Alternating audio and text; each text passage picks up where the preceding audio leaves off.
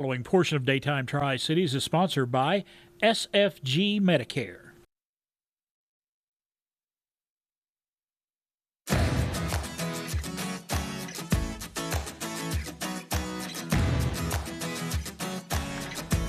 Well, next week we begin a new year, and that means changes with Medicare. On today's Medicare Tips with Andrew, we're going to be talking about some surprises that you may see during the new year. It's great to have you back on the show. Always glad to be here. Christmas just a couple days away, which means the new year is right around the corner as well. Oh, yes.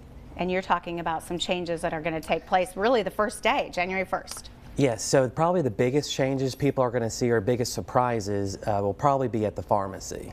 Okay, and it has to do with, I understand, deductibles and co-pays and... Correct. So the change this year is a lot of people might see a deductible at the pharmacy where they haven't seen a deductible in the past. So you said there's some good and then there's some not so good.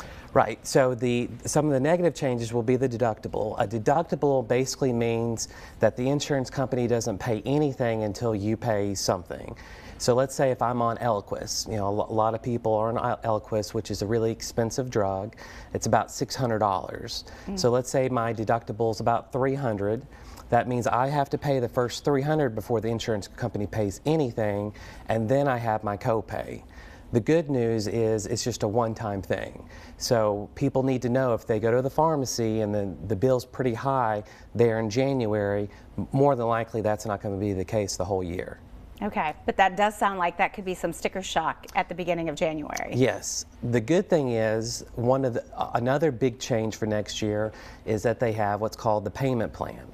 The payment plan is where you can spread out your cost evenly throughout the year. So if you don't want to pay a lot in January and then less throughout the year, you can call the insurance company and just say, hey, I want to enroll into the payment plan, and you actually don't pay anything at the pharmacy, and then you just pay a monthly cost actually to the insurance company for your drugs. And I would imagine for a lot of people, when you're on Medicare, you're on a fixed income, so something like that might be a bigger benefit. Yeah, it's kind of like your heat bill. Your heat bill is always usually higher in winter, and then it's less in the summer, and you can pay it evenly, throughout the year. Medicare is now allowing people to do that with their prescription cost. Okay. And then what about the donut hole? We always hear about the donut hole when it comes to prescriptions. So that's one of the good things. The donut hole is actually completely gone. Okay. So in the past, the donut hole was the insurance company paid in the beginning, and then they really didn't pay much in the middle, and then they paid some at the end. That's why they called it a donut.